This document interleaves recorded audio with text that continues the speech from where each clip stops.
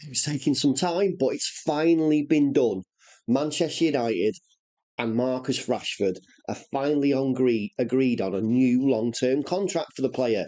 So the England international is now going to stay at Manchester United until 2028. And apparently, his new deal is worth around £300,000 every week. £300,000 basic salary per week. So what's that work out to be across a year?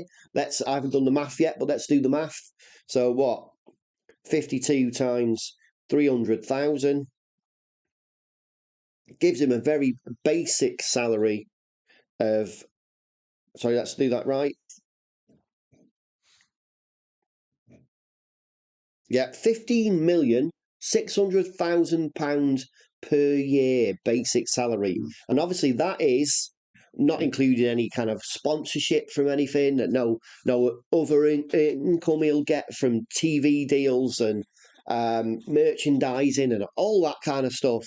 So that Marcus Rashford at 26 years old is clearly a multi-millionaire and now one of the highest paid players in the United side. Now, I just hope that he can get somewhere close to last season's form. We need him to be stepping up and scoring mid-20s or early 20s to 30 goals plus every season to help Erik Ten Hag and the side progress.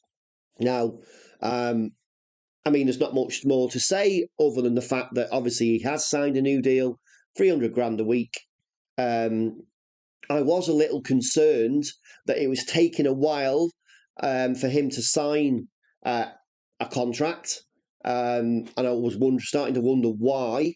And I was thinking about maybe doing a video about that and why it took so long.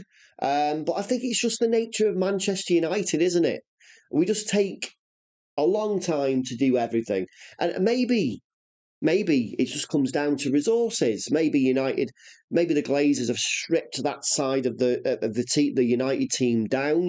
Those people that deal with internal and external negotiations. So maybe there's just a small team and they have a lot to do, lots of paperwork, lots of phone calls, lots of video chats, and there's only so much, say, 2 or 3 people can do. That's purely a guess, but if you wonder why United take so long to agree a deal with a player who scored 30 goals last season, it has to, I think, down to manpower or person power, depending on your preferences and that sort of sense. So yeah, we got Rashford onwards and upwards now. Maybe Højlund, Mawani, Goncalo Ramos, add some goals to the side, because United definitely need that. We cannot just rely on Marcus Rashford next season, nor could we just rely on Erasmus Højlund either, because he's not a truly proven goal scorer.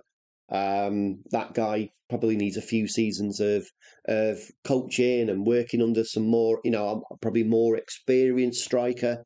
So Rashford definitely does need some help. Although I expect more from Rashford now. He's entering his he's now a mature player, having been he's a senior player in the squad. So the younger players are coming through and looking up to him to show them how to be, a professional footballer. So let's see what happens this season. I'm quite excited for Rashford.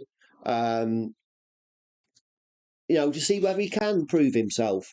A lot of people have held him in high regard for a long time, and I'm a football pragmatist. So I'm not one of those who truly kind of overrated him or underrated him. I just always sit on the fence and have a look and just analyse how a player goes.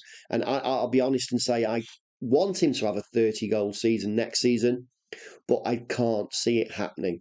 I really don't see it happening. He'll battle on that left-hand side with Garnacho.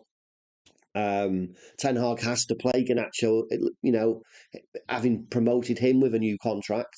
So that left-hand side is going to be a bit of a battleground for Rashford and Garnacho this season. But I think Garnacho can push Rashford for that place. I think he has that ability. And obviously Ten Hag thinks he has too. So let's see what happens. Thanks for watching. If you want to add anything in the comments below, please do. Please smash a like on the video, and if you don't subscribe, please help the channel grow and subscribe. Thank you. Thanks for watching.